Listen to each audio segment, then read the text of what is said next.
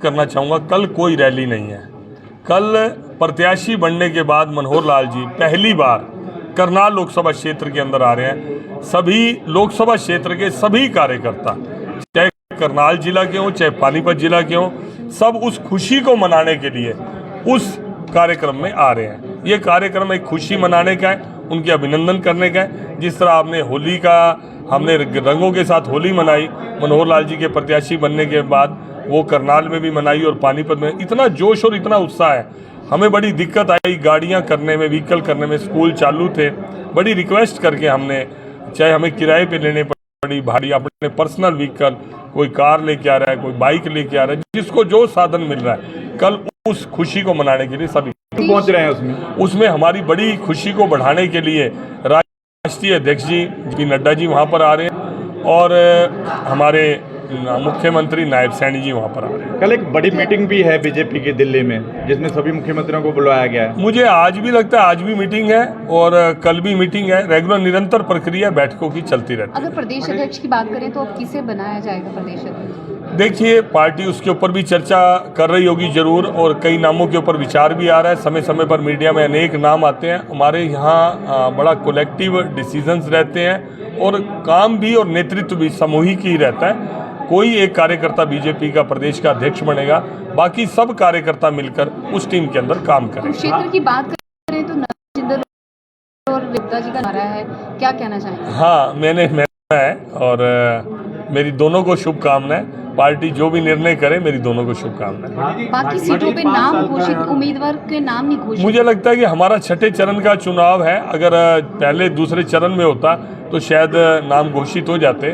अभी sufficient time है हमारे पास नाम घोषित करने के लिए, भी नॉमिनेशन का भी टाइम है, तो मुझे लगता है हो जाएगा सही से। 5 साल का आपका टेन्योर आप किस उससे देखते हैं, कितनी उपलब्धियां? मुझे लगता है जो मैं बेस्ट पॉसिबल, मैं अपनी शुद्ध आत्मा से जो भी सेवा दे सकता था, मिलने में, फ़ोन करने में, काम करने में, मेरे पास कोई आया, मैंने कभी उसका चेहरा ये नहीं देखा कि वो अपना बीजेपी का है या वो किसी और दल का है, वो साधारण परिवार का है या किसी और परिवार का है।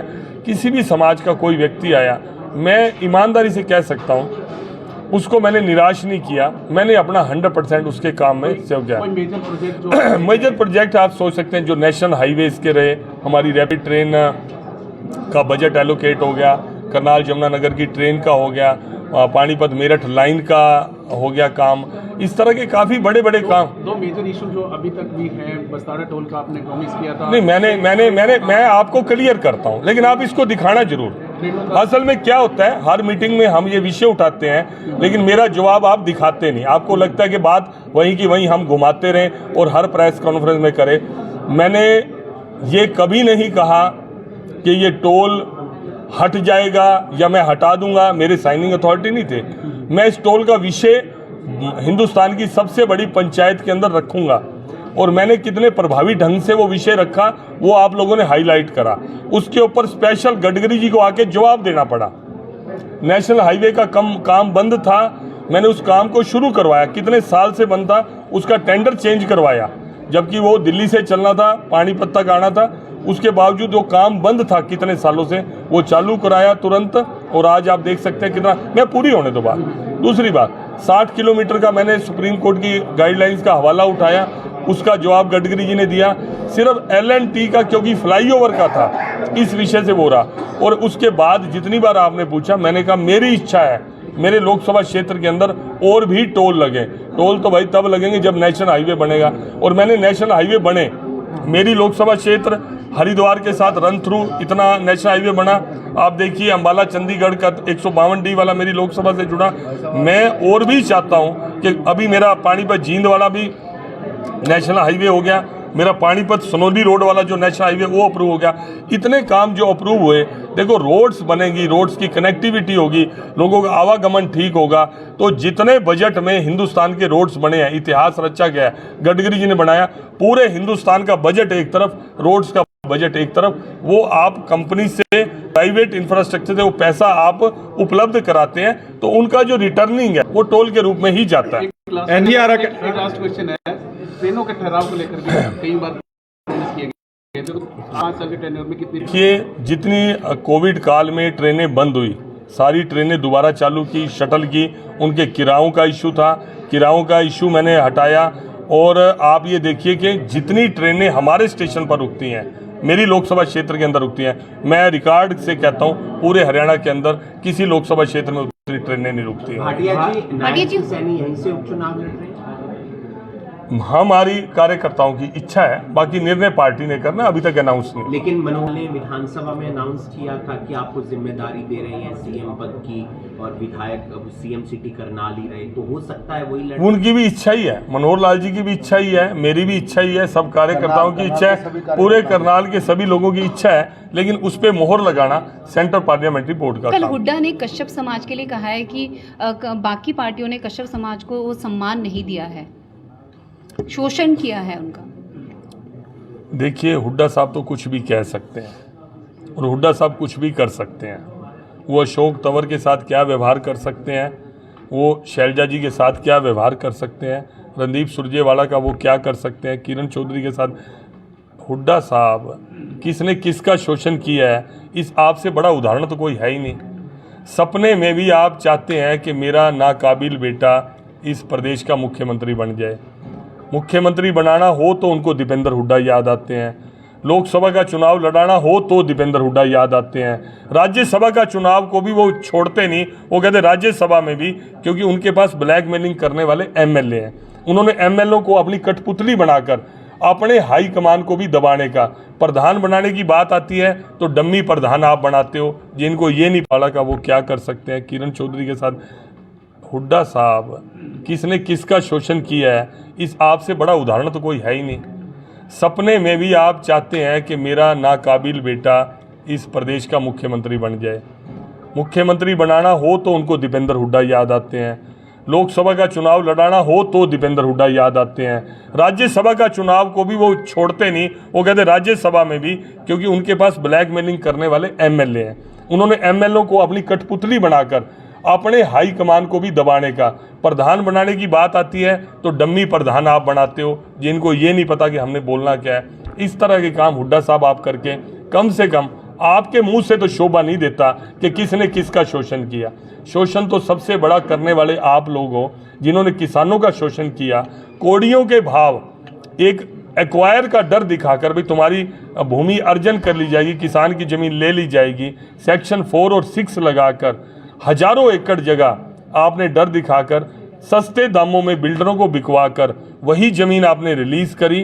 आपका नाक तक आप भ्रष्टाचार में डूबे हो, हर तरह के केसों में डूबे हो। मैं तो ये देख रहा हूँ कि कानूनी प्रक्रिया इतनी स्लो कैसे होगी। अब तक ये जेल के पीछे होते, 100% होते। इनके काले कारनामे इनके सामने आएंगे, तब पता लगेगा किसने किसका शोषण किया। नौकरियां आप बेचते थे, नौकरियों के बदले में रिश्ते आप करते थे। कौन सा ऐसा काम है गलत आपने नहीं करा?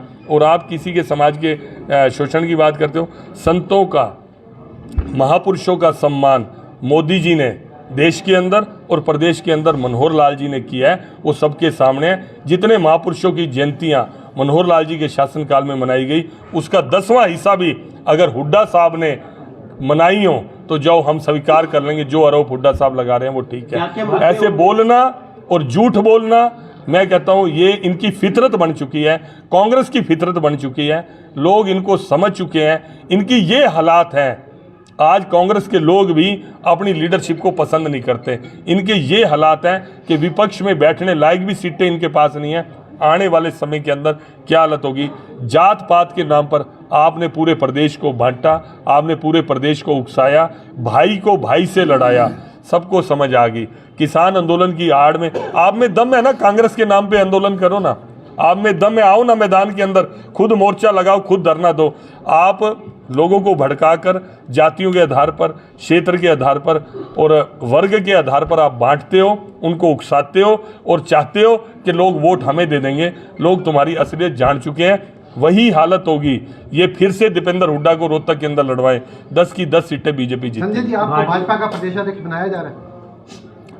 देखिए, मुझे मालूम नहीं है, ये पार्टी का निर्णय है। मेरे पास एक ही दायित्व है, वो है कार्यकर्ता का। मैं कुछ बनूंगा तब भी कार्यकर्ता का दायित्व है, नहीं बनूंगा तो भी। बनना चाहते हैं? ऐसा बनना की इच्छा यहाँ पर भारतीय जनता पार्टी में किसी की नहीं पूछी जाती। ये दायित्व है, जिसको दिया जाता है वो उसको सहर्ष स्वीकार करता है। लेने को तैयार है दायित्व। जो क्या क्या मुद्दे क्या रहेंगे चुनाव में सर आपकी बात? चुनाव में, हाँ जी? लोकसभा चुनाव में मुद्दे क्या रहेंगे? आप क्या बात से वोट मांग? साल के अंदर मनोहर लाल जी ने का जो व्यक्तित्व इस प्रदेश के लिए उभर के आया, किस तरह से उन्होंने प्रदेश को आगे बढ़ाया, सुचिता की ओर बढ़ाया, किस तरह गरीब आदमी को उसका हक दिलवाया। सबसे बड़ी बात करनाल लोकसभा क्षेत्र के अंदर हम मनोहर लाल जी को लेकर इसके अंदर जाएंगे और देश के अंदर मोदी जी ने जो इतिहास रचा, दुनिया के अंदर हिंदुस्तान को ताकतवर देशों के अंदर है और कितनी संवेदना के साथ गरीब से गरीब, चाहे एक बहन को शौच के लिए भी जाने में दिक्कत होती थी। मैं आज कोई रील पढ़ रहा था जिसमें लिख रहे देखो शौचालय को कितने अहंकार से बोल रहे हैं। अरे भाई, जो काम तुमने करा, जो बहनों की चिंता तुमने करनी थी, बेटियां पेट में मारी जा रही थी, उन बेटियों के लिए संवेदना रखे। जगह जगह लोग स्वच्छता नहीं रखते थे, उसको संवेदना से लिया। आप लोगों ने तो हर चीज़ के अंदर राजनीति देखी। जितनी ईमानदारी और अच्छाई के साथ इस देश और प्रदेश का काम चला है, हमारे पास कहने के लिए सैकड़ों ऐसी बातें हैं। मैं समझता हूँ समय कम पड़ जाएगा। भाटिया जी करता है, जब भी नहीं, हमेशा प्रेस ही करता है। प्रेस के अलावा तो कुछ करता ही नहीं। मैंने तो फील्ड में उनको कभी देखा नहीं किसी चीज़ के अंदर। हमेशा पत्रकार वार्ता ही करते हैं, न्यूज सेंस क्रिएट करते हैं, उल्टी सीधी बात करते हैं, अपने गिरेबान में नहीं झांकते। हमारे यहाँ ना कोई बदला जाता है, ना किसी को लाया जाता है। ये दायित्व है। आज संजय भाटिया के पास जो दायित्व है, कल वो भटला जी के पास हो सकता है, परसों ब्रिज गुप्ता जी के पास हो सकता है आज जो दायित्व राणा जी के पास है, कल किसी और के पास हो सकता है। हमारे यहाँ दायित्व परिवर्तन होता है, लेकिन दायित्व परिवर्तन होते समय जो खुशी होती है चेहरे के ऊपर, वो आप मनोहर लाल जी के चेहरे पे आपने देखी होगी। और इनके यहाँ पर दायित्व परिवर्तन हो जाए तो एक दूसरे के सिर फूटते हैं। इनके यहाँ दायित्व परिवर्तन हो जाए तो पार्टी हाईकमान को ब्लैकमेलिंग होती है। 10 बार तो हुड्डा साहब पार्टी छोड़ने के धमका चुके हैं। अगर आपने मेरे बेटे को ये ना करा, मेरा ना करा, तो मैं अपनी अलग पार्टी बना। स्टार्टअप का काम इन 9.5 सालों में हुआ।